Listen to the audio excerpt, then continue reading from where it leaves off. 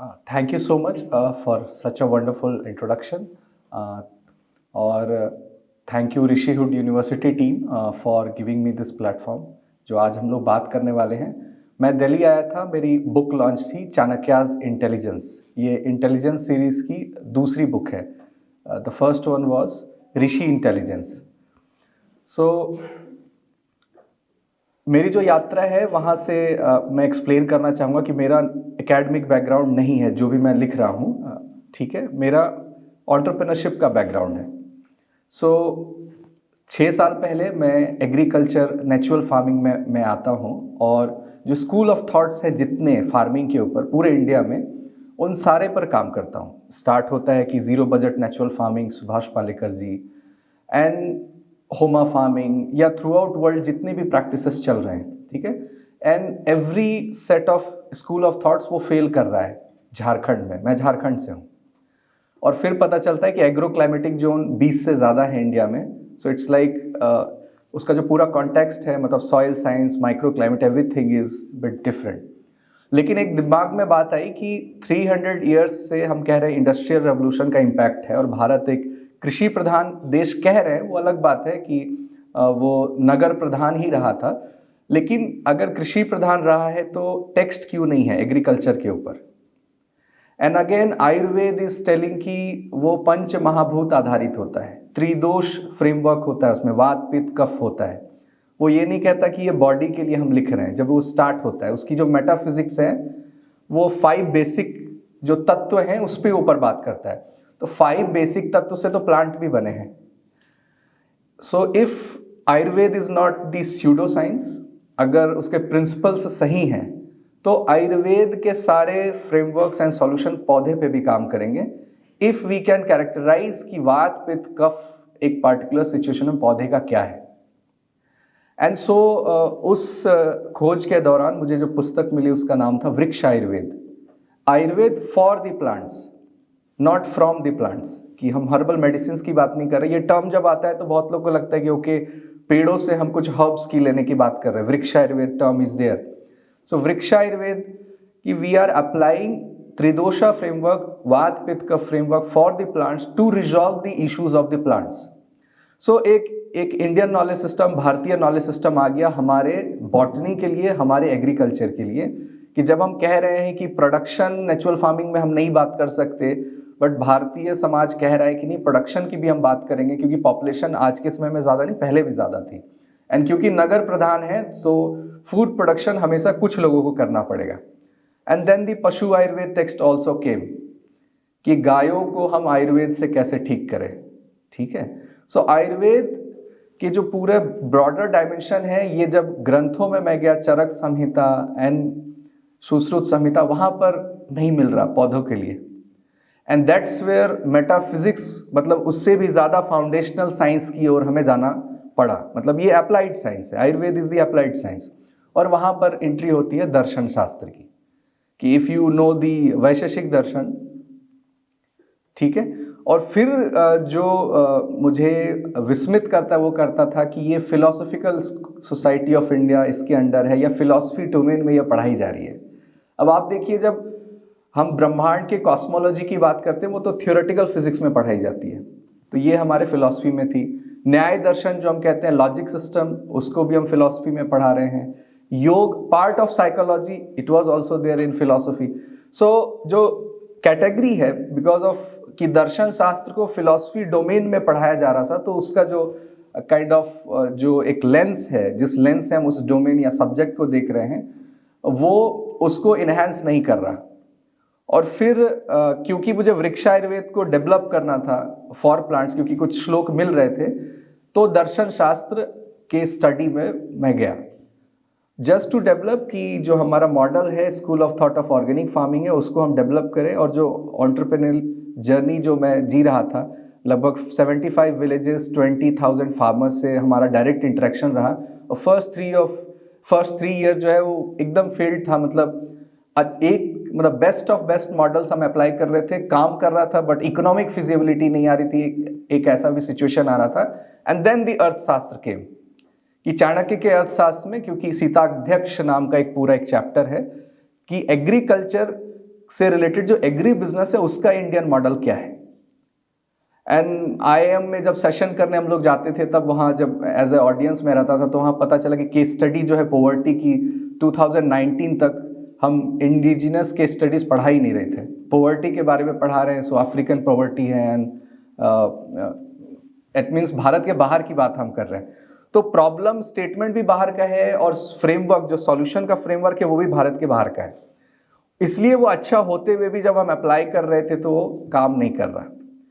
सो ये जो पूरा फ्लॉ था कि हम जो लेंस है प्रॉब्लम स्टेटमेंट को जज करने की, या जो हम एक कहते हैं डिजाइन थिंकिंग, बेसिकली अगर प्रॉब्लम को समझना है तो प्रॉब्लम में थोड़ा डीप डाउन जाना पड़ेगा, जो वेल डिफाइंड जो स्टेटमेंट या हाइपोथेसिस दे रहे हैं उससे बाहर जाना पड़ेगा। तो ये जो जर्नी रही अर्थशास्त्र की, उसमें क्लैरिटी आई कि agriculture is not an economic problem, ये अभी के हिसाब से सामाजिक प्रॉब्लम है। बिकॉज एग्रीकल्चर आप बाउंड्री बनाकर नहीं कर सकते, क्योंकि वो इंडस्ट्रियल इकोसिस्टम और एग्रेरियन इकोसिस्टम एक साथ समा ही नहीं सकता। ठीक है, वो अलग ही इकोनॉमिक्स एंड डायनेमिक्स पे काम करता है, जो कृषि है वो अलग ही डायनेमिक्स पे काम करता है। तो इंडियन मॉडल क्या होता है कि जब आप गांव में रहते हैं तो आप देखते हैं कि एक खेत को 10 परिवार मिलकर तैयार करते हैं, फिर वही टीम दूसरे खेतों में जाकर के फिर उसके बेसिकली बार्टर सिस्टम जो अगर हम कहें उस बेसिस पर वो लेबर कॉस्ट को रिड्यूस करते हैं और ये पूरा मैकेनिज्म है काम करने का, ये बिल्कुल ही अलग है। तो ये इतना फैसिनेटिंग रहा क्योंकि वो एग्रीकल्चर के चैप्टर को देखने के लिए फिर पता चला कि उसमें 6000 सूत्र हैं बेसिकली, और वो एक ऐसा मॉडल देता है जो स्टिल रिलेवेंट और वो एक्सप्लोर नहीं हुआ था अभी तक।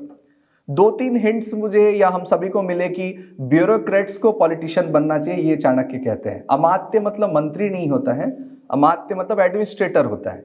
संस्कृत में मंत्री मंत्री ही होता है।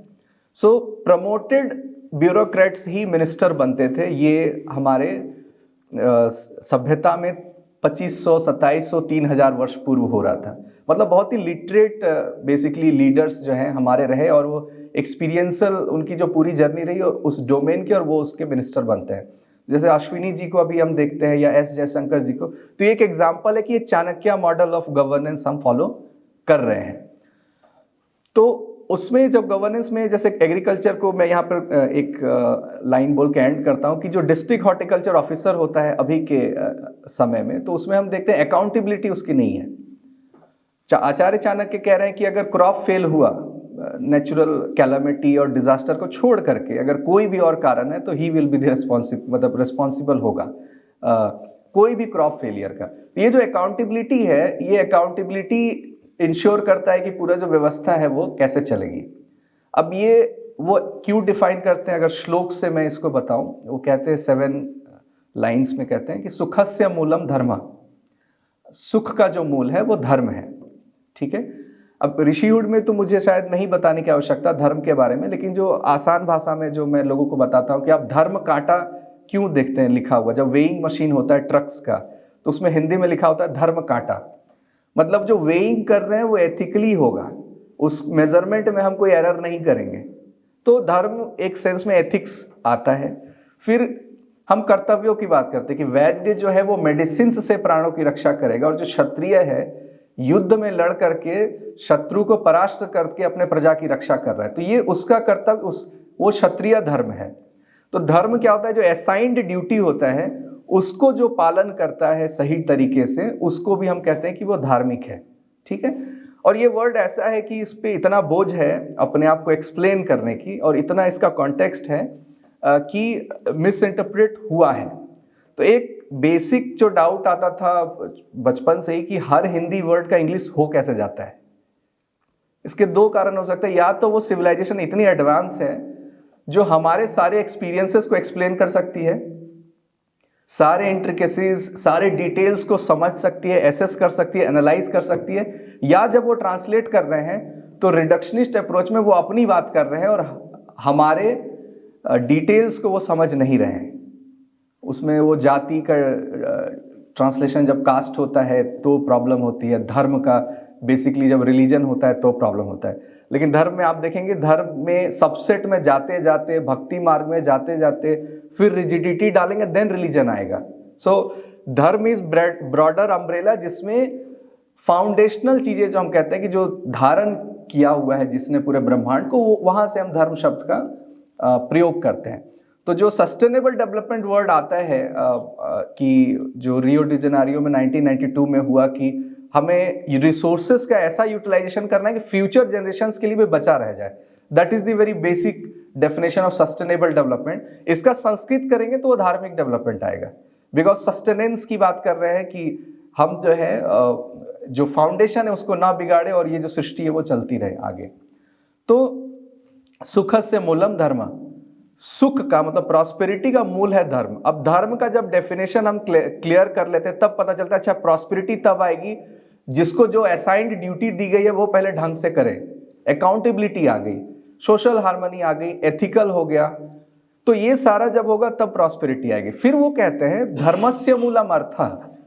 अब अगेन इकोनॉमिक्स का क्योंकि ट्रांसलेशन अर्थशास्त्र है तो अर्थ शब्द जो है वो फिर मॉनेटरी और फिस्कल के टर्म में लोग समझते हैं, बट आचार्य चाणक्य कहते हैं कि अच्छा व्यक्ति के जीवोपार्जन, the livelihood of people is artha, ठीक है, but to acquire that land that is inhabited by humans, ऐसी भूमि जहां पर मनुष्यों का निवास है, उस भूमि को अपने स्टेट में मिलाना, उसके लिए मैंने अर्थशास्त्र लिखा है।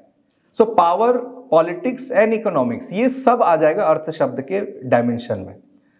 तो धर्म के मूल में अर्थ है, मतलब जो राजा है या जो पावर है वो धर्म का पालन करवाता है। धर्म का प्रचार इन अ सेंस धर्म का पालन नहीं करवाएगा लोगों को। There should be some authority जो या तो पनिश करे या तो उसे रिमाइंड करवाए कि ये अधार्मिक है या धार्मिक है। जैसे कॉन्ट्रैक्ट फेल करना, बिजनेस इकोसिस्टम क्यों राइज करेगा? अगर कोई एक ऐसा स्टेट है जहां पर पेपर का कोई वैल्यू नहीं है, आपने एक कॉन्ट्रैक्ट साइन किया और कोई भी कॉन्ट्रैक्ट को तोड़ दे रहा है, आप बार बार कोर्ट जा रहे हैं और सालों चक्कर लगा रहे हैं, तो ऐसा इकोसिस्टम में कोई भी इन्वेस्ट नहीं करेगा। तो पावर जो है, जो इंश्योर करवाएगा कि धार्मिक इकोसिस्टम हो, वो फिर प्रॉस्पेरिटी लाएगा। फिर वो कहते हैं अर्थस्य मूलम राज्यम।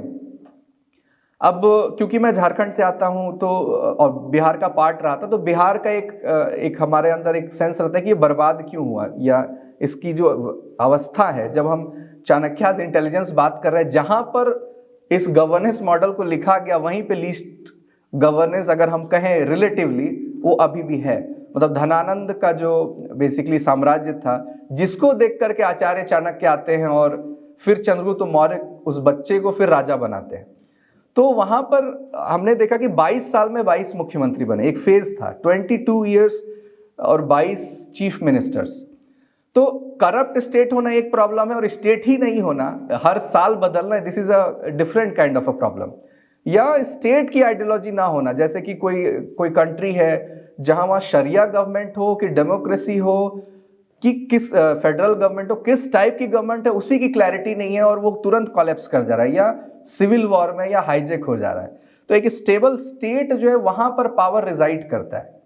सो इसीलिए कह रहे हैं कि अर्थस्य मूलम राज्यम और राज्यस्य मूलम इंद्रिय जयः, जहां से ऋषि इंटेलिजेंस स्टार्ट होता है कि जिसने इंद्रियों को जीता है, सेंस ऑर्गन्स को जिसने कॉन्कर किया है, ऐसा राजा स्टेबल स्टेट लाता है, गुड गवर्नेंस मॉडल लाता है, धार्मिक इकोसिस्टम लाता है और वहां पर इकोनॉमिक पॉलिसीज अच्छे से एग्जीक्यूट होती है और वहां प्रॉस्पेरिटी आती है। सो ये आचार्य चाणक्य एक सीरीज में एक मॉडल को वो डिफाइन करते हैं। अब ये कहना आसान है सेंस ऑर्गन को कंट्रोल करना, ये होगा कैसे? और एक आम व्यक्ति के लिए मोरल प्रिंसिपल लगता है कि काम, क्रोध, लोभ, मद, हर्ष, इसको कंट्रोल करे, गुस्सा नहीं करना चाहिए, ज्यादा डिजायर नहीं होना चाहिए। ये लगता है कि एक यूटोपियन आइडियोलॉजिकल बात है। लेकिन एक राजा के एंगल से अगर हम देखें, स्वधर्म से अगर हम राजधर्म की ओर बढ़ें, तो जो ट्रैप किया जाता है राजाओं को थ्रू आउट वर्ल्ड, उसमें एक माइस स्ट्रैटेजी आती है, MICE। तो पहला है ट्रैप है कि मॉनिटरी, वो राजा ही बिक जाए, उस देश का राष्ट्रपति, उस देश का प्रधानमंत्री या राजा वही बिक जाए पैसे के चक्कर में। मॉनिटरी, अगर उसमें लोभ है तो ऐसा होगा। दूसरा है MICE में आइडियोलॉजिकल। अब वो एक आइडियोलॉजी को बहुत ज्यादा मानता है तो उसको दिख रहा है कि इसका जो इम्पैक्ट है बहुत खराब है, लेकिन उसको आइडियोलॉजिकल ट्रैप इतना हो चुका है क्योंकि उसको वो परपेचुएट और उसको वो कैरी फॉरवर्ड करता है। जो बंगाल में जैसे हम देखते हैं कि ज्योति बासु वो जीत ही रहे हैं सारे, मतलब हर इलेक्शंस को जीत रहे हैं, और विदाउट डेवलपमेंट मतलब वो दिख रहा है कि वो आगे बढ़ रहे हैं। सो ये होता है कि जब आइडियोलॉजिकल ट्रैप आपका होता है, एंड देन है कोहर्सन है एंड ईगो है। बेसिकली कोई अगर हम कहते हैं कि कामी व्यक्ति है, लस्ट उसमें ज्यादा है, तो हनी ट्रैप वाला जो समस्या है वो भी थ्रू आउट हिस्ट्री हुआ है। एंड ईगो, आपका जो फॉल्स ईगो है उसको जो नर्चर करे आप, उसी सेंस में फिर आपका स्टेट की बुरी हालत है, लेकिन आपका ईगो नर्चर कोई कर रहा है तो यू आर गोइंग दैट। तो जो जितेंद्रिय है होना या सेंस ऑर्गन को कंट्रोल करना, वो इन सारे प्रॉब्लम को एट वन गो सॉल्व कर देता है। सो आइडियोलॉजिकली जब जैसे योगी आदित्यनाथ जी आए, तो एक डिस्कशन ये हो सकता है उन्होंने अच्छा काम किया, एक बुरा काम किया, काइंड ऑफ एक हम पैरेलल बात कर सकते हैं, उन्होंने ये अच्छा नहीं किया, उन्होंने ये अच्छा नहीं किया। लेकिन एक पॉइंट ऑफ डिस्कशन में ये है कि योगी व्यक्ति क्यों पॉलिटिक्स में है। तो जब आचार्य चाणक्य की जो भी लर्निंग हम देखते हैं, तो वहां पर वो कहते हैं कि राजर्षि हमें बनाना है, राजा प्लस ऋषि, मतलब स्पिरिचुअल थॉट लीडर है एंड देन पॉलिटिकल लीडर है। क्योंकि पावर को संभालने के लिए आपका जो व्यू ऑफ लाइफ है, व्यू ऑफ वर्ल्ड है, या जो अंडरस्टैंडिंग है, वो थोड़ा ब्रॉड होना चाहिए। और वो अगर स्पिरिचुअल लेवल पे नहीं है, एक्सपेंशन नहीं है, तो पावर के साथ क्या होता है कि आचार्य चाणक्य कहते हैं घोड़ा ऐसे तो नॉर्मल बैठा होता है जब आप चना खिलाते हैं, लेकिन रथ में जब बांधते हैं तब वो असली रूप दिखाता है। सो पावर के साथ भी ऐसा है कि एक आम व्यक्ति जब आम जीवन जीता है तो नॉर्मली बिहेव करता है, बट उसको अगर पावर मिलता है और उस पावर को संभालने की कैपेसिटी उसमें नहीं है, तो फिर वो उसी में वो पावर ही उसे कैप्चर कर लेता है। तो राजा प्लस ऋषि, मतलब अगर ऋषि पॉइंट ऑफ व्यू से वो है, जिसमें हम कर्म योग को अगर डाल दें, या फिर उसका जो स्वार्थ है वो निस्वार्थ हो जा रहा है, या फिर उसकी जो दृष्टि है वो भारतीय जो मूल है उसमें आ जा रही है, जिसमें वैराग्य भी दिख रहा है। मतलब ये बड़ा पैराडॉक्सिकल है कि एक वैरागी व्यक्ति पावर में कैसे आ सकता है। बल्कि आप ये देखिए, वो ज्यादा बेहतर है कि वैरागी व्यक्ति पावर में हो, क्योंकि वो अपने लिए तो कुछ नहीं करेगा। तो जो इंडियन मॉडल है वो बड़ा लॉ एंड रूल्स एंड इसके अराउंड पेरिफेरी में नहीं है। वो एक व्यक्ति के डेवलपमेंट और उसका जो नर्चर है वहां उसका रूट आता है। It's not based on system but on person, जो सोसाइटी और वो जो समाज है उसने उसको नर्चर किया है। तो अब ट्रेनिंग कैसे होती है? चंद्रगुप्त मौर्य को जो पूरी पुस्तक है मेरी, बेसिकली उसमें इकोनॉमिक्स को मैंने इंक्लूड नहीं किया है।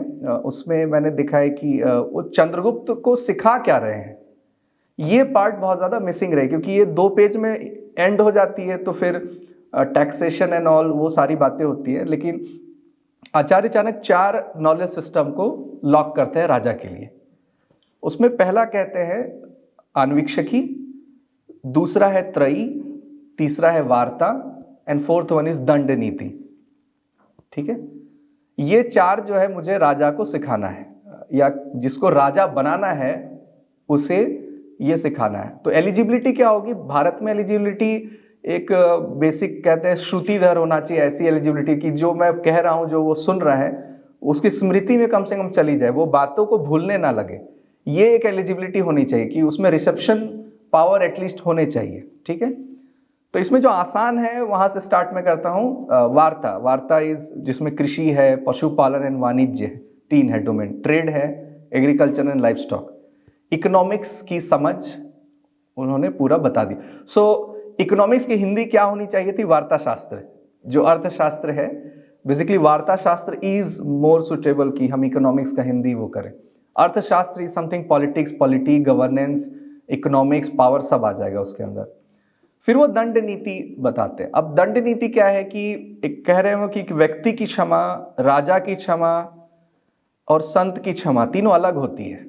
जो फॉरगिवनेस की क्वालिटी है, संत जो है वो क्योंकि साधक है, तो वो क्या कह रहा है कि योग चित्त वृत्ति निरोधा, उसकी चित्त की वृत्तियों को उसे क्योंकि निरोध करना है, सेसेशन ऑफ माइंड करना है, डिस्टर्बेंस ऑफ माइंड को शांत करना है, तो उलझना नहीं चाहता।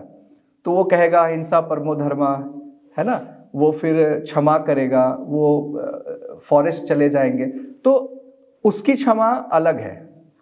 ठीक है, एक व्यक्ति की क्षमा, व्यक्ति की क्षमा वो एसेस करेगा मेरा पावर कितना है, सामने वाले का पावर कितना है, किसने गलती की है, वो फैमिली को देखेगा, सोसाइटी को देखेगा, कॉन्टेक्स्ट को देखेगा, है ना, वो भी एक एसेस करके जो है वो इन चीजों को जज करता है। लेकिन जो राजा की क्षमा है वो इंट्यूशन बेस्ड नहीं होनी चाहिए, वो दंड नीति बेस्ड होनी चाहिए, वो संविधान बेस्ड होनी चाहिए। वो रिटर्न होनी चाहिए, क्योंकि अगर इंट्यूशन बेस्ड है तो एक कॉन्फ्लिक्ट है उसको उसने रिजॉल्व किया, अब एक सिमिलर कॉन्फ्लिक्ट आया, उस समय उसे लगा कि इसको थोड़ा ज्यादा पनिश नहीं करना चाहिए था। ये जो जस्टिस का बेसिकली वो डिस्क्रिपेंसीज उसमें नहीं होनी चाहिए। ऑब्वियसली हीरे की चोरी की सजा और खीरे की चोरी की सजा अलग होती है, लेकिन समहाउ ये वेल डिफाइंड होनी चाहिए और राजा को उसका पालन करना चाहिए, कोड ऑफ कंडक्ट जो है। तो दंड नीति ये बड़ा डिफरेंशिएट करती है कि तीन व्यक्ति कैसे डील करता है कॉन्फ्लिक्ट को, संत कैसे करते हैं और राजा कैसे करते हैं। त्रयी मतलब 3 वेद हो गए हमारे, जिसमें अथर्व वेद उन्होंने कहा कि ये राजा को मैं नहीं बताऊंगा, ये साधकों के लिए है और ये उनके लिए है जो स्टेट के उन समस्याओं का समाधान करेंगे जो बियॉन्ड कैपेसिटी ऑफ स्टेट है। जैसे वर्षा नहीं हो रही है तो इसके लिए हम साधकों को बुलाएंगे, वो यज्ञ होगा ताकि हम फिर वर्षा आए। ये स्टेट नहीं कर सकता। बारिश नहीं हो रही है, क्लाइमेट चेंज हो रहा है, तो यहाँ पर स्टेट वो उसमें नहीं अपना रोल निभा सकता। तो अथर्व वेद को छोड़ करके ऋग्वेद, सामवेद और यजुर्वेद जो है वो सिखा रहे हैं, जो गुरुकुल परंपरा से चंद्रगुप्त मौर्य को। लेकिन कॉन्फ्लिक्टिंग बात क्या है कि जो पहला विषय है आन्वीक्षकी, जो सबसे पहला सब्जेक्ट है, उसमें चारवाक दर्शन भी वो पढ़ाते हैं। अब चाणक्य को देखिए कि एक तरफ वेद पढ़ा रहे हैं और दूसरे तरफ चारवाक दर्शन भी पढ़ा रहे हैं, ठीक है। तो ये क्यों है, अब ये मैं बताता हूं। इसमें क्या है कि वो कह रहे हैं आचार्य चाणक्य कि एक व्यक्ति जब वो कमजोर होता है, भारत में शक्तिहीन होता है, उसके साथ कुछ खराब घटित होता है, बुरा घटित होता है, तो वो कहता है कि भगवान सब देख रहे हैं या चित्रगुप्त सब लिख रहे हैं, अभी नहीं तो अगले जन्म में इसका हिसाब अवश्य होगा। तो आचार्य चाणक्य कह रहे हैं कि ये जो जस्टिस है इतना डिले क्यों हो रहा है, ठीक है। तो ये जो पुनर्जन्म हो रहा है एक राजा के लिए, और कर्म जो है पाप पुण्य, ये दोनों को आप हटा दो। जो चारवाक दर्शन होता है कि यावत जीवेत सुखम जीवेत ऋणम कृत्वा घृतम पीवेत, कि अदर वर्ल्डली लाइफ है, इसके बाद जन्म हो रहा है कि नहीं हो रहा है मुझे नहीं मालूम, लेकिन अगर जस्टिस को अगर हम डिले कर दें कि कर्म ही उसका समाधान करेगा, उसके पाप को उसका भुगतान करना पड़ेगा, तो फिर तुम क्या न्याय लोगे, ठीक है। तो वेद पढ़ाने के बाद भी वो चारवाक दर्शन इसलिए पढ़ा रहे हैं क्योंकि पावर को, जो परमात्मा का अंश है, उसको वो राजा को माना जाता है भारत में, ठीक है। जो भी भारत का राजा होता है उसमें परमात्मा का अंश माना जाता है, तो उसको ऑथोरिटी आ जाती है। जो कर्म का जो सिद्धांत है, जो ब्रह्मांड के रित और उससे जो जुड़ा हुआ है, वो अपने हाथ में लेना है, क्योंकि न्याय तुम्हें दंड नीति के हिसाब से करनी है, तभी मात से न्याय नहीं होगा। बड़ी मछली छोटी मछली को खाती है, ये लॉ ऑफ फिश है, इसको ही रोकना तुम्हारा काम है कि छोटी मछली को बड़ी मछली ना खा जाए। तो जो भी ऑपरेसर ऑपरेस्ट जो फ्रेमवर्क हम बात करते हैं, तो वो फ्रेमवर्क राजा मनु से ही स्टार्ट होती है, और फिर आचार्य चाणक्य भी उसको फॉलो करते हैं कि दंड नीति का ऐसे पालन करना है। चारवाक दर्शन को इस तरह से समझना है कि न्याय तुम करोगे, जस्टिस का आधार तुम होगे, या संविधान होगा या दंड नीति होगी, ठीक है। इसको हम परमार्थ पे और इसको हम कॉस्मिक ऑर्डर पे नहीं दे सकते। जनता ऐसे सोच सकती है, प्रजा के लिए वो ठीक है, लेकिन एक राजा जब भी निर्णय लेगा तो वहां पर वो चारवाक के इस पहलू को वो फॉलो करेगा, ठीक है। तो अब एक और प्रॉब्लम आती है कि राजा जो है वो किसी भी सब्जेक्ट का, हर सब्जेक्ट का डोमेन एक्सपर्ट नहीं हो सकता, लेकिन एडवाइजर रखने के बाद भी डिसीजंस तो उसे ही लेना है। तो ये कैपेबिलिटी कहाँ से आएगी? तो फिर वहां पर वो कहते हैं कि महाभारत में है कि नास्ति सांख्य समम ज्ञानम नास्ति योग समम बलम, कि सांख्य के समान कोई ज्ञान नहीं है और योग के समान कोई बल नहीं है। तो ये फिर आप देखिए कि दर्शन शास्त्र में, मतलब ये 2 दर्शन उन्होंने रखा और चारवाक 3 दर्शन शास्त्र रखा उन्होंने, और वेद में जो आरण्यक या ब्राह्मण ग्रंथ हैं वो उन्होंने उधर बताया। तो वेद से तो वो पंच ऋण और पंच यज्ञ महायज्ञ को वो समझाते हैं कि हम जन्म लेते हैं तो एक ऋण के साथ जन्म लेते हैं, और मृत्यु तक हमें उस ऋण का वो चुकाने का हमें प्रयास करना चाहिए, और ऋण चुका के ही जाना चाहिए, वो चाहे पितृ ऋण हो, है ना, या देव ऋण हो, है गुरु ऋण हो। तो उसके लिए आप यज्ञ करते हैं, जिसमें भूत यज्ञ भी है, मनुष्य यज्ञ भी है, ब्रह्म यज्ञ है, देव यज्ञ है। तो अब यहाँ पर ये इन अ सेंस जब सिंगल हम मतलब इस टॉपिक पे जब बात करते हैं तो इसका एसेंस नहीं समझ में आता है। जब हम कॉम्पैरेटिव एनालिसिस करते हैं, जो बुक में मैंने एक चैप्टर दिया है कि अब देखिए वेस्ट कैसे चलता है। वेस्ट में दो फ्रेमवर्क है, एक है कि इंडिविजुअलिज्म विल बी, मतलब वो सबसे बड़ा इंपॉर्टेंस रखेगा, इंडिविजुअलिज्म, ठीक है। फैमिली फंडामेंटल यूनिट नहीं होगी, इंडिविजुअलिज्म होगी। और साइंस डेकार्टेस प्रिंसिपल को फॉलो करता है, जिसमें नेचर को बेंड होना है ह्यूमैनिटी के लिए। तब ये बड़ा, बहुत लोग ये बोलते हैं कि हमें ह्यूमैनिटी पे विश्वास रखना चाहिए, मतलब मानवता पे, बट यू सी स्टिल उसमें हम पाइवट अगर ह्यूमन को रख रहे हैं, प्रकृति नेचर और इनको नहीं रख रहे हैं, मतलब एक्सप्लॉइट होगा ही होगा। और आपको फिर एक्टिविज्म चाहिए होगा इन्वायरमेंट को सेव करने के लिए। सो एक्टिविज्म, और ये क्यों होता है, क्योंकि extreme capitalism and extreme socialism से बैलेंस करने का जो पूरा तरीका है पूरे वर्ल्ड में, वो चल रहा होता है। लेकिन पंच महायज्ञ में आप देखेंगे कि उसमें भूत यज्ञ भी है, कि वो कर्तव्य ही है कि हमें पशु पक्षी पंच महाभूत इन सब की जो है वो सेवा कर रही है। तो एक तो ये फ्रेमवर्क हो गया कि हमें मानवतावाद के लिए, ह्यूमैनिटी के लिए काम नहीं करना है। वसुधैव कुटुंबकम का जब हम कहते हैं कि पूरा परिवार, वर्ल्ड इज अ फैमिली, तो उसमें सब चीज को हम इंक्लूड करते हैं, लिविंग एंड नॉन लिविंग दोनों होता है। और जो इंडिविजुअलिज्म जो हम बोलते हैं, जिसमें एक व्यक्ति ऊपर हो जाता है, तो उसमें प्राइवेसी आ गई, उसमें फ्रीडम, इक्वालिटी फ्रेमवर्क जितने भी हम बात करते हैं, तो वन ह्यूमन, मतलब एक सिंगल एंटिटी पे बात करते हैं। लेकिन चाणक्य कह रहे हैं कि जब फैमिली और इंडिविजुअल की बात होगी तो फैमिली की प्रायोरिटी, फैमिली एंड ग्राम आएगी तो ग्राम की प्रायोरिटी, ग्राम एंड समाज आएगा तो समाज की, समाज राष्ट्र, राष्ट्र एंड राष्ट्र एंड ब्रह्म आएगा तो ब्रह्म की प्रायोरिटी। तो प्रायोरिटी ऑर्डर देखिए ये आउटवर्ड है बेसिकली। तो त्याग मतलब जो है, हम जो कह रहे हैं कि जिसको हम यज्ञ में भी इमिटेट करते हैं, तो वो आउटवर्ड है, वो सेल्फ सेंटर्ड नहीं है। तो जो कॉन्फ्लिक्ट्स है, तो अभी दो भाइयों में भी झगड़ा है, तो जैसे सर से अभी बात हो रही कि वो कोर्ट में फिर वो चले जाते हैं।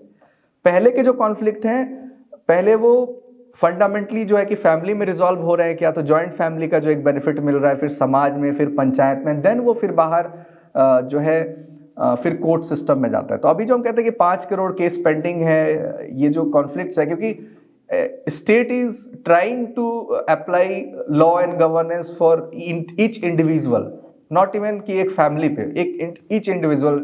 तो वहां पर जो भी इश्यूज आते हैं, चाहे वो LGBT हो, तो वहां पर एक कॉन्फ्लिक्ट आता है कि इसको रिजॉल्व कैसे करें। तो उसमें हम लोगों ने जो पुश किया था, वो ये क्या किया था कि वैसे समाज जो फैमिली को ही नहीं मानती है, तो फिर फैमिली इंस्टीट्यूशंस पे उस पे वो कैसे एंट्री करना चाहते हैं, मतलब जो उसकी आइडेंटिटी को ही नहीं मानती हो, तो फिर वो उसमें कैसे जा रही है। तो हमने यहाँ पर देखा कि हमारा फैमिली फंडामेंटल यूनिट है, इंडिविजुअल फंडामेंटल यूनिट नहीं है। तो यहाँ से जो भी कॉन्फ्लिक्ट्स रेजोल्यूशन होगा, वो इस बेसिस पे होगा कि हम पंच ऋण आधार पे हैं, और हम परिवार, हमारा जो कुटुंब है वो हमारा मेन आधार है। तो आचार्य चाणक्य इन सब को फंडामेंटली लेके चलते हैं, और यहाँ पर उनको कोई इशू नहीं है, क्योंकि समाज वैसे ही गवर्नड है, चाहे वो धनानंद था या फिर चंद्रगुप्त मौर्य। लेकिन अभी क्या है, बिकॉज ऑफ की न्यूक्लियर फैमिली भी है एंड देन इंडिविजुअल जो भी है, तो वहां पर हम चाणक्य फ्रेमवर्क को देखते हैं कि एप्लीकेबल नहीं होता है बहुत सारे फ्रेमवर्क्स, बिकॉज कि वो सोसाइटी ही नहीं है जहां पर हम उसको बाई फोर्स अप्लाई कर सकते हैं। सो ये जो पूरी जर्नी रही कि जो एग्रीकल्चर का बेसिक मुझे प्रॉब्लम सॉल्व करना था, तो वहाँ पर वो सोशल जो इंजीनियरिंग हम वर्ड यूज़ करते हैं, जिससे जो पूरी डिस्टर्ब हुई है कम्युनिटी, और अभी फिर हम वर्ड वापस यूज़ करने लगे community agriculture, cluster based approach. तो ये इनहेरेंटली हमारे सोसाइटी में ये वेल डिज़ाइंड रही है। तो आप देखेंगे कि एंड सांख्य वो क्यों पढ़ा रहे हैं, इसका भी क्या कारण है। तो वहाँ पर मैं आऊँगा कि उन्होंने कहा कि एडवाइजर्स आप एक्सपर्ट्स रख सकते हैं, बट आप हर फील्ड के तो एक्सपर्ट हो नहीं सकते, बट डिसीजन अगेन आप ही को लेना है। तो सबसे हाईएस्ट फॉर्म ऑफ नॉलेज को ही राजा सीख ले। इट्स लाइक कि क्वांटम फिजिक्स अगर राजा को आए आज के टाइम में, तो या रिलेटिविटी या एक बेसिक एडवांस फिजिक्स अगर उसको समझ में आती है, तो वो डील कर सकता है बाकी सब्जेक्ट डोमेन को भी, क्योंकि वो उसकी जो कॉग्निटिव स्किल सेट है वो इतना राइज कर गया है कि उसे ये पता चल जाएगा कि क्या सही चल रहा है और क्या गलत चल रहा है। तो सांख्य दर्शन क्योंकि कॉस्मोलॉजी और ब्रह्मांड के जो यात्रा है पूरा पुरुष प्रकृति से लेकर के जो हम कहते हैं कि पंच महाभूत तक की जो बनने की यात्रा है वो पूरा सीखते हैं चाणक्य तुम्हारे, ताकि उनकी मेंटल कैपेसिटी बढ़ जाए और फिर वो डील कर पाए। एंड योग ऑब्वियसली जो आत्मबल के लिए, कि जब जितेंद्रिय हम बात कर रहे हैं कि पहले महावीर बनना है, जो स्वयं को जीतेगा वो महावीर है और जो युद्ध में जीतता है वो वीर है। तो सेल्फ को कॉन्कर करेंगे एंड देन वो फिर तैयार होगा कि वो राजधर्म का वो पालन करे। तो ये जो चाणक्याज इंटेलिजेंस है, मुझे लगा कि 15 से ज्यादा बुक्स है, बट ये पार्ट ही डील नहीं हो पा रही थी क्योंकि इकोनॉमिक्स पार्ट में है और अभी के वेस्टर्न फ्रेमवर्क ही हम उसमें ज्यादा देख रहे थे कि अच्छा आर्ट ऑफ डिसेप्शन है, ये हमेशा सत्य नहीं बोलते हैं, ये बोल रहे हैं कि सीधे पेड़ों को पहले काटा जाता है। तो जैसे अभी हमारा अप्रोच है चीजों को देखने की, समझने की, उसी लेंस से हमने चाणक्य को भी देखा। तो कभी पॉलिटिकल पार्टीज में देखते हैं कि विधायक की खरीद बिक्री होती है तो हम कहते हैं कि चाणक्य नीति अप्लाई हो रही है, लेकिन चाणक्य नीति फंडामेंटली धार्मिक इकोसिस्टम स्टैब्लिश करने के लिए है। और जो एक्सपेंशन भी इनका है तो वो ये कह रहे हैं कि यदा यदा ही धर्मस्य, जो श्लोक आता है भगवत गीता में कि अधर्म जब बढ़ता है उसी को वापस बैलेंस करने के लिए आचार्य चाणक्य इतनी व्यवस्था ये कर रहे हैं। कॉन्करर नहीं है। जब द ग्रेट जो हम लगाते हैं, Alexander the great, even India में अशोका द ग्रेट, ग्रेट उनको कहा गया है जो अभी तक के हिस्ट्री में जिन्होंने ज्यादा मार्कआउट किया है, ज्यादा एक्सपेंशन किया है, गवर्नेंस पे ज्यादा बात नहीं की है। इवन रानी लक्ष्मीबाई की बहुत ज्यादा बात होती है, अहिल्याबाई होलकर की कम बात होती है। सो जो बोरिंग है, सुनने में उतना फैसिनेटिंग नहीं लगता है, बट गवर्नेंस जिन्होंने ज्यादा स्टेबलाइज किया है सिस्टम को, उनका जो आधार है वो ज्यादा आई थिंक जो है लॉन्ग टर्म में हम देखते हैं कि वो ज्यादा भारत के लिए वो कारगर रहा है।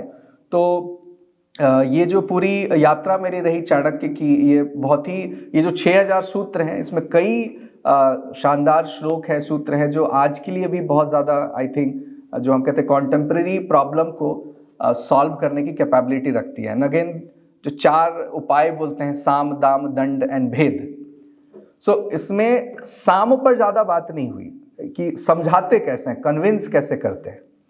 तो क्योंकि मैं जिस क्षेत्र से आता हूं वहां लोकाचार में ये है, शास्त्र अगर नहीं भी है, 800 साल से नहीं थी, है ना, आर सामा शास्त्री जी को मिलती है ओरिएंटल जो लाइब्रेरी है मैसूर में 1905 में। तो पृथ्वीराज चौहान के पहले ही ये बुक जा चुकी है भारत से। ये शास्त्र 800 साल से नहीं रहा है भारत में। तो वहां पर आप देखेंगे कि लेकिन लोकाचार में रहता है जो मगध साम्राज्य है। मतलब मैंने ये पुस्तक क्यों लिखी, क्योंकि हमें वहाँ लोकल्स जो है मगहिया कहते हैं, ठीक है, मैं झारखंड में जहाँ पे हूँ, और डोम कटार कहते थे। तो वो एक अपभ्रंश मुझे लगा कि है, तो धीरे धीरे पता चला संस्कृत में द्रोण तिकार होता है, एंड द्रोण तिकार मगध साम्राज्य में आर्मी के हेड होते थे, ठीक है। तो मेरी फैमिली उसी लीनियज से आती है।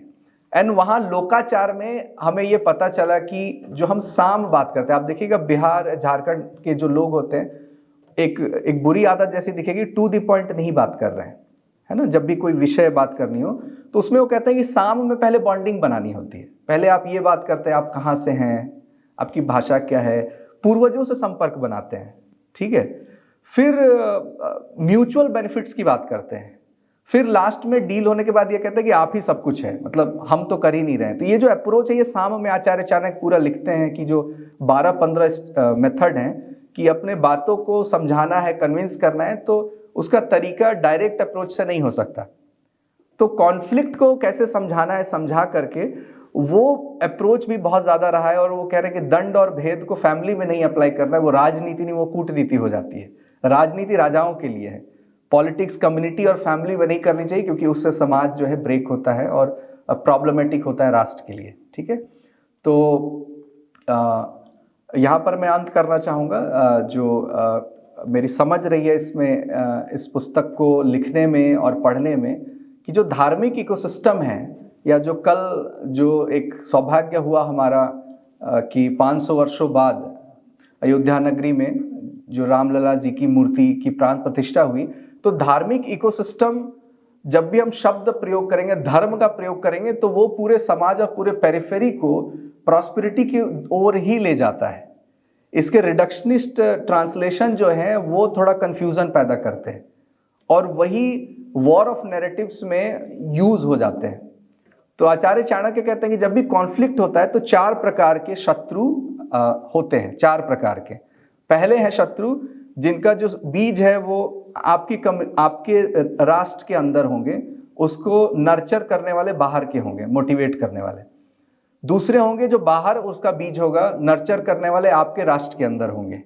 तीसरा होगा सीड भी यही है, नर्चर करने वाले भी यही हैं। और चौथा होगा जो सीड भी बाहर है और नर्चर करने वाले भी बाहर है। सो 4 काइंड ऑफ जो शत्रु हैं, शत्रु बोध जो है, जिसमें हम कहेंगे जो स्नेक्स इन दी गंगा जैसे पुस्तक लिखी राजीव मल्होत्रा सर ने, तो ये जो पूरा है ये शत्रु ही है, ठीक है। और उनको टेम करने के लिए जो बेसिक साइकोलॉजी है, उन्होंने कहा कि 3 प्रकार के ही इनमें ग्रुप होते हैं, क्रुद्ध वर्ग, लोभी वर्ग और मानी वर्ग।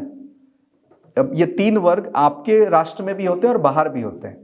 मानी वर्ग से अगर मैं स्टार्ट करूं, एक व्यक्ति जिसमें मेरिट बहुत ज्यादा है और स्टेट ने नहीं पहचाना अगर उसे, और किसी और ने पहचाना, तो ये उसका हो जाता है। तो बेसिकली जो रशिया या यूएस जो करते थे कि आपके टॉप यूनिवर्सिटी के जो क्रीम है उसको बुलाते थे, उसको इतनी अच्छी हॉस्पिटैलिटी देते थे, सम्मान देते थे, इवन जो अवार्ड मिलता है, इंटरनेशनल अवार्ड्स मिलता है। सो टेक्निकली वो आपके राष्ट्र के बेस्ट टैलेंट को अपने तरफ कर रहे होते हैं। ये आचार्य चाणक्य अगर होते तो ये पहला प्रॉब्लम वो बताते कि जब भी या हार्वर्ड आपको बुलाया जा रहा है, ऑक्सफोर्ड बुलाया जा रहा है, तो आपको लग रहा है कि ये इंटरनेशनल रिकॉग्निशन हमारे जीवन के लिए बहुत बड़ी बात है, लेकिन वो मैनिपुलेट आप हो सकते हैं उस चीज से। तो मानी वर्ग जो है कि आपको सम्मान जब नहीं मिल रहा होता और कोई और दे देता है तो वो मैनिपुलेट हो जाता है और वो शत्रु बन जाता है। क्रुद्ध वर्ग ऑब्वियसली गुस्से में उसकी एक बहुत डीप डिजायर होती है कि ये मुझे प्राप्त हो, नहीं मिला तो फिर वो गुस्से में होता है, फिर वो एंटी हो जाता है। और लोभी वर्ग ऑब्वियसली जो ग्रीडी है, उसको बाकी चीजों से मतलब नहीं है, वो भी जो है वो टेम हो जाता है। तो ये शत्रु राष्ट्र में भी इन तीनों को ढूंढना और अपने राष्ट्र में भी इन तीनों को पहचानना और समझना, इनको अगर आपने मतलब मेरिट को आपने बढ़ाया नहीं, मेरिटोक्रेसी भी आपको ध्यान देनी है, ग्रीडी कौन कौन है उसको भी समझना है, और लोभी एंड क्रुद्ध वर्ग कौन कौन सा, इन सब को बैलेंस लेके चलने पर ही राष्ट्र जो है वो स्थिर रहता है। तो आचार्य चाणक्य को आप देख सकते हैं कि एंड 300 BCE नहीं, ये जो एक्सप्लोरेशन मेरी रही कि ये 300 साल 2300 साल पुराने नहीं है, क्योंकि अगेन हम मेगास्थनीज और इंडिका की बात कर रहे हैं, और इंडिका है ही नहीं। ये मुझे अजीब लगा कि इंडिका एग्जिस्ट ही नहीं करती है बाय मेगास्थनीज, जो हम ये रिपीट कर रहे हैं बार बार। उनके कोट को कहीं पुस्तक में हम जो है उसको फिर रिकोट करें, मतलब प्राइमरी एविडेंस और प्राइमरी सोर्स है ही नहीं, तो ये उसको हिस्ट्री कह रहे थे। और हमारे 9 पुराण में, ठीक है, विष्णु पुराण है, अग्नि पुराण है, ऐसे अगर हम कहें 9 पुराण में मौर्य परिवार के बारे में बात हुई है, राजवंश के बारे में बात हुई है कि 137 वर्ष तक ये राजवंश रहता है। तो पुराण को इन्होंने कहा कि मिथोलॉजी है, जिसमें जीनियोलॉजी है, पूरे राजाओं की जो पूरी बात है, तो उसमें 137 वर्ष है। और उन्होंने कहा कि कली के 1600वें वर्ष में चंद्रगुप्त मौर्य राजा बनते हैं।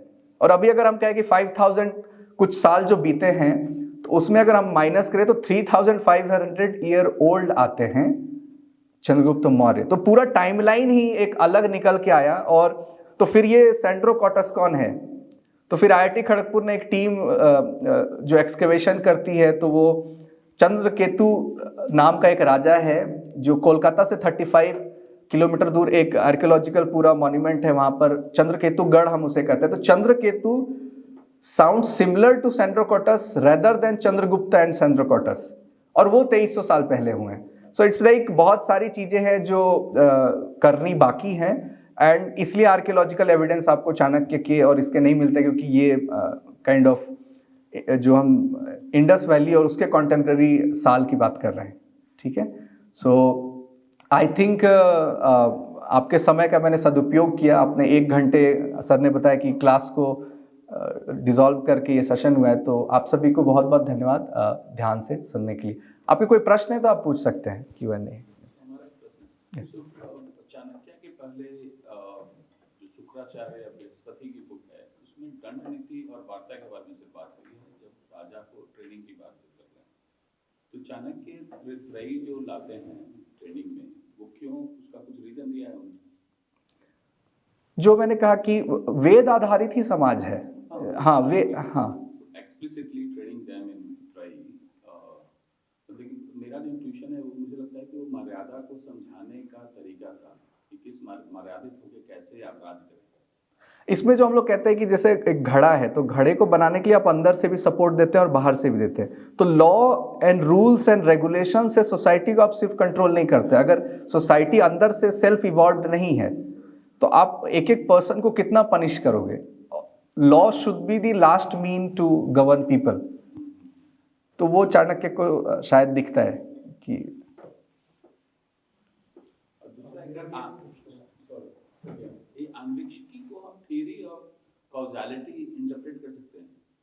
थ्योरी ऑफ इंक्वायरी हम लोग इसे बोलते हैं, अन्वेक्षक। इंक्वायरी मतलब यस, कार्य कारण, हाँ, purpose causality, yes yes. Inquiry का। बट उसके जो सबसेट है, क्योंकि अन्वीक्षिकी शब्द में अगर चल जाएंगे तो अगेन जो मैंने कहा कि जैसे विनय एक शब्द आता है, विद्या ददाति विनयम, विनया ददाति पात्रता। अब विनय ह्यूमिलिटी ऐसे हम जानते हैं, लेकिन वहाँ चाणक्य उसको स्किल सेट बोल रहे हैं। तो संस्कृत के सुनने में कभी कभी एक जैसे लगते हैं, बट जो कॉन्टेक्स्ट है वो देखने से, तो अन्वीक्षिकी शब्द की तो व्याख्या जब हम करेंगे वो अलग बात है, लेकिन अन्वीक्षिकी में पढ़ा क्या रहे हैं वो सांख्य, योग और चार्वाक। तो सांख्य ये सृष्टि क्या है, प्रश्न से ही प्रारंभ हो रहा है। तो इंक्वायरी ऑफ पूरा इवोल्यूशन, योग हो गया आपका साइकोलॉजी अगर हम कहें, और जो चार्वाक हो गया कि फंडामेंटल जो आपका व्यू ऑफ लाइफ है, जिसमें आपको cycle of series of birth and deaths नहीं कंसिडर करना है जब न्याय आप करेंगे। तो ये अन्वीक्षकी के अंदर है।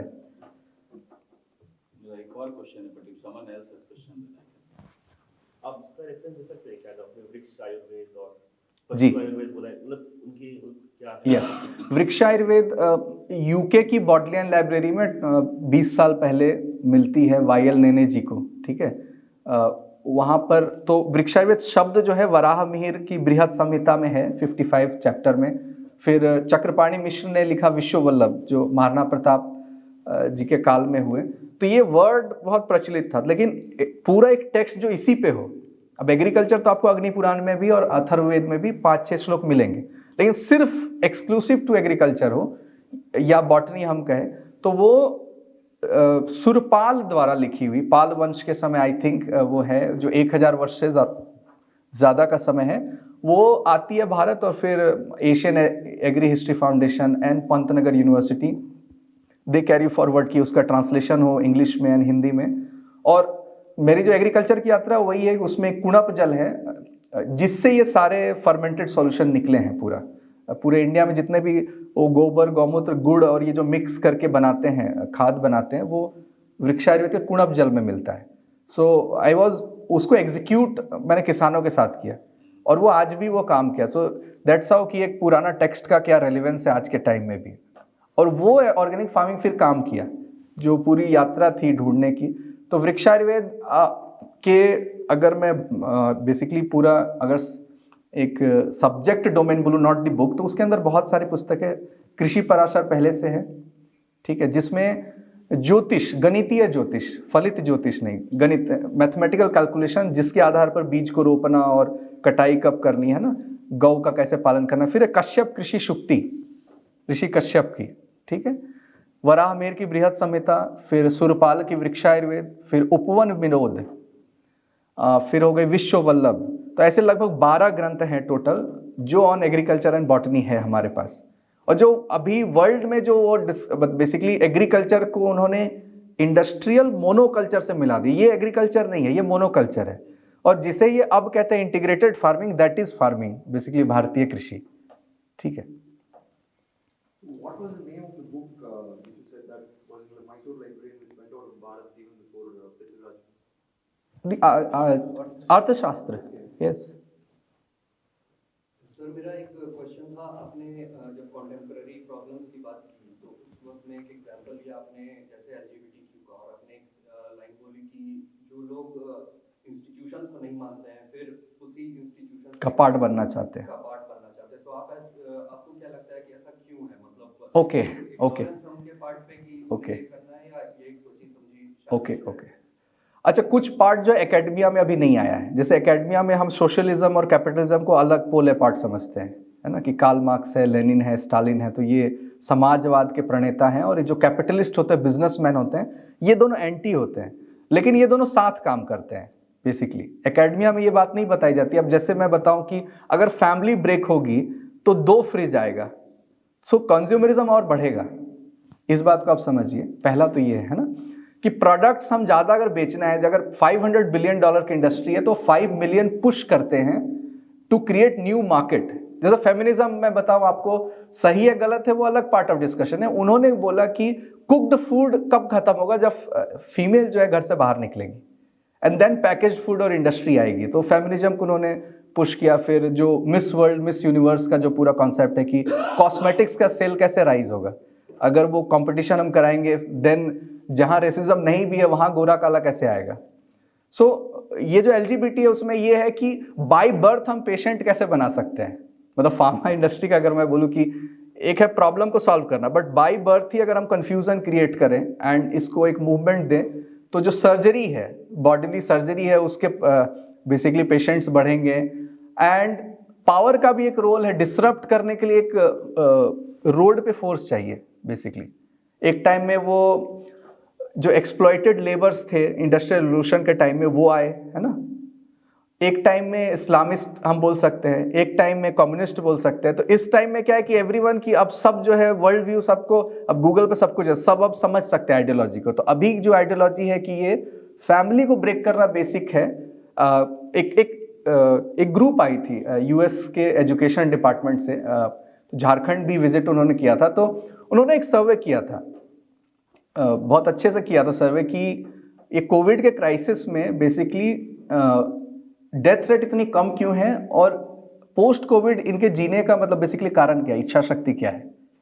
तो इनकी लर्निंग अगर मैं बताऊं, उन्होंने बहुत अच्छा खर्च किया, पूरा घूमा। तो उन्होंने 5-6 लर्निंग लिखी थी। एक फैमिली के पास गए तो वहाँ पर बेटे की मृत्यु हुई है और पिता हैं। तो पिता से पूछ रहे हैं, तो उन्होंने कहा कि हम भगवद गीता पढ़ते आ रहे हैं और उसमें है कि समत्व का जीवन जीना चाहिए, बहुत एक्सटेसी में नहीं, बहुत डिप्रेशन में नहीं, और सुना है कि आत्मा जो है वो शरीर को कपड़े की तरह बदलती है, तो कहीं ना कहीं तो फिर वो जन्म लेगा ही। तो उन्होंने लिखा स्पिरिचुअल वैल्यूज, उस वजह से वो आदमी स्थिर है इस वर्ल्ड व्यू और इस समझ से। एक परिवार में जाते हैं, वहाँ पर बेसिकली वाइफ की मृत्यु होती है। तो वो हस्बैंड जो एक कैमरे के साथ रहता है, तो वो कहता है कि मैं तो प्रोफेशनली कुछ और करता हूँ, लेकिन मेरी वाइफ चाहती थी कि मैं फोटोग्राफर बनूं, तो मैं कैमरा को यूज कर रहा। तो उन्होंने लिखा कि after death they retain family values, और हम जीवित में भी डाइवोर्स रेट कंट्रोल नहीं कर पा रहे हैं। एंड वो हिस्टोरिकल पर्सपेक्टिव भी करते हैं कि अच्छा, शाहजहां जो ताजमहल का पूरा केस होता है, फिर उसमें होता है अपने पिता से भी कह रहा है, मतलब पिता कह रहे हैं कि तुमसे अच्छे तो हिंदू हैं जो मरने के बाद भी पानी देते हैं। तो जो एंसेस्ट्रल वैल्यूज है उसको आफ्टर डेथ भी कैरी फॉरवर्ड करता है सनातनी और हिंदू। ये उनकी दूसरी लर्निंग थी। फिर तीसरी में थी कि उपकार, उन पर उनके फैमिली ने कॉलोनी में कुछ उपकार किया था, तो क्राइसिस में पूरे कॉलोनी ने उस परिवार को संभाला था। तो समाओ कि 1x कोई अगर मदद करता है तो 10x रिटर्न में मिलता है। तो ट्रांजैक्शनल रिलेशनशिप लोग नहीं निभाते हैं। तो ये सारी जो लर्निंग थी, इससे यही निकल के आया कि जो फैमिली है वो नर्चर करती है, क्योंकि स्टेट और इंस्टीट्यूशन ये इम्पार्ट नहीं करता है। तो फैमिली जब तक ब्रेक नहीं होगी, केओस क्रिएट नहीं होगा, एनार्की नहीं आएगी और हम पावर को ट्रैप नहीं कर पाएंगे। So that is the reason. इसलिए वो सही है गलत है उसमें जब हम घुसते हैं तो वो तो अलग डिस्कोर्स हो जाता है। बट वो तर्क शास्त्र में ये क्लैरिटी कहां से है? न्याय दर्शन में कहा जाता है पहले प्रयोजन पता करिए। प्रमाण शास्त्र से पहले प्रयोजन, वो इंटेंशन क्या है, वो आया ही क्यों है ना। चाहे वो वीगन मूवमेंट हो, चाहे जितने भी मूवमेंट हो, उसका इंटेंशन जानना बहुत जरूरी है।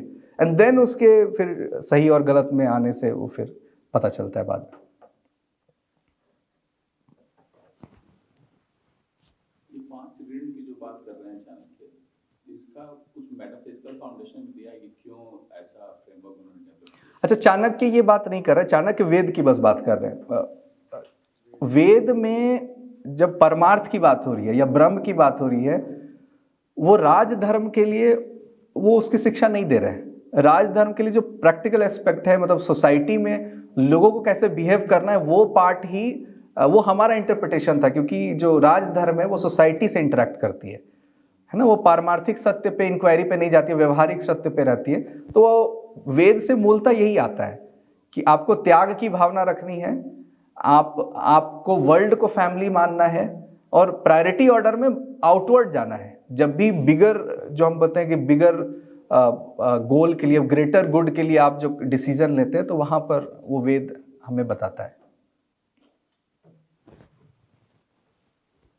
तो पंचरण का रेफरेंस कहाँ पर origin? ऐत्रेय ब्राह्मण धर्मशास्त्र में, याज्ञवल्क्य स्मृति में भी वो मिलेंगी।